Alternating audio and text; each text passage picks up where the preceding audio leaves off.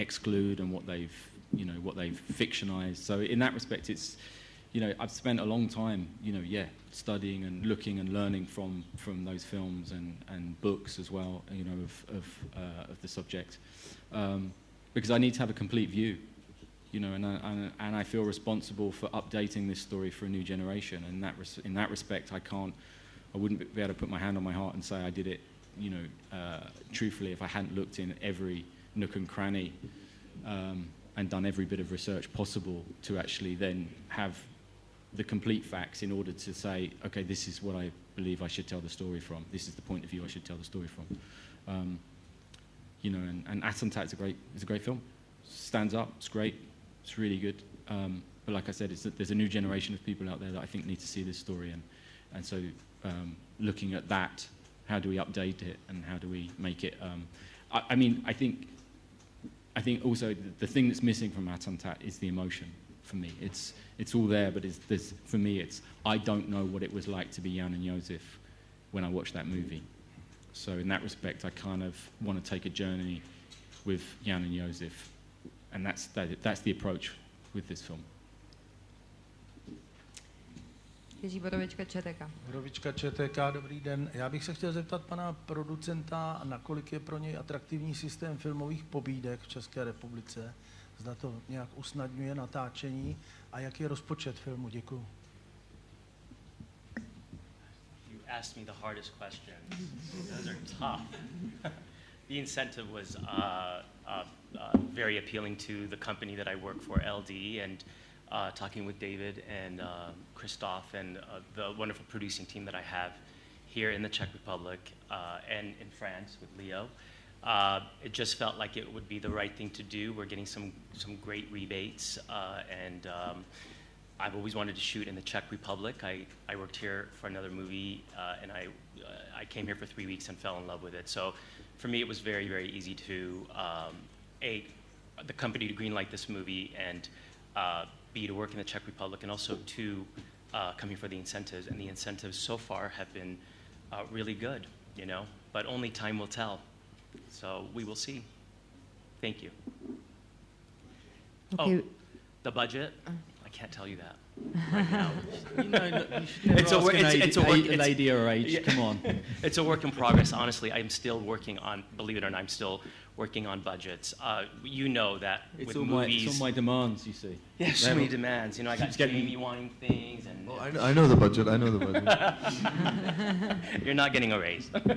No, but I don't know the exact budget, and like Sean said, you would never ask a lady her age. And the accent, it will be Czech or the accent? Yes, Czech. The language is going to be presented as English with a Czech accent. Yeah. A bit like this accent. Perfect. See that? Yeah. That's perfect. That's an example. Ian from the Festival TV, please. The microphone is where? Thank you. I'd like to ask Jamie if you have had a chance to go to any of the locations in Prague where these real events happened, and if so, if they've made any impression on you. I can't wait. I haven't been. I've just finished another movie last week, and I arrived here today. I have to fly back to London today, but I'll be back next week. And yeah, I know. I mean, I can't wait to see all the places, because I think really helps to give you an idea, and get to the crypt and see the bullet holes and see, that's a big help. So I'm looking forward to that, but I haven't had a chance to yet. No. Will Desert Variety? Hi, question for Jamie. When you're looking at playing a character who's one of the greatest Czech national heroes, what kind of things are you looking for as an actor to sort of bring that character back to earth and make him approachable to audiences and bring him, tangible flaws? These things that you looked for in the script from Sean, or? Yeah, I mean, I think you said it there. I mean, that trying to make him that's somebody that people can relate to, and what we were talking about earlier about, these were just normal guys who were fighting for something that they fiercely believed in. A lot of that work, thankfully, is done for me on the page, because Sean and Anthony have written a fantastic script, and all the human flaws and all the things that make him, you know, a tangible person and someone that the everyman can relate to are on the page, which is kind of great, and they're heroes in a sense of what they did, and but they very much on the page you see that they are flawed, and they have very human aspects to them that would hinder trying to carry out an exercise like this, and we follow those, you know, we follow these guys really closely, and we get to see, you know, it's warts and all, you know, and we get to see how difficult a mission this is for them.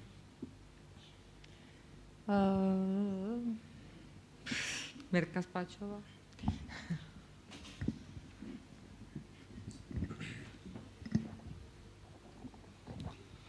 Spáčová, dnes ještě jednou, já bych se zastavila právě u postav těch výsadkářů.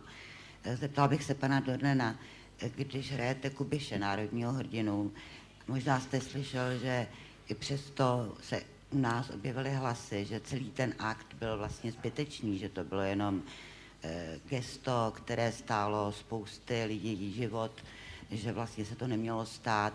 Jak byste těm hlasům vy odpověděl z pohledu toho, co teď víte o akci Anthropoid? Děkuji.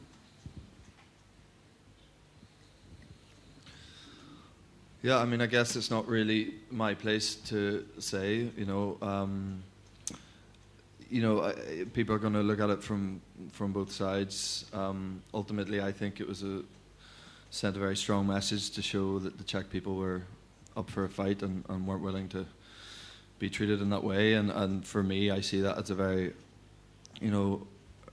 very heroic act. And I think if I was in that position myself, I probably would have done the same thing. I have a strong understanding of why people see it the other way based on events afterwards, but for me personally, I think ultimately they had to do what they had to do and the way they had to do it, and probably more good came out of it than bad.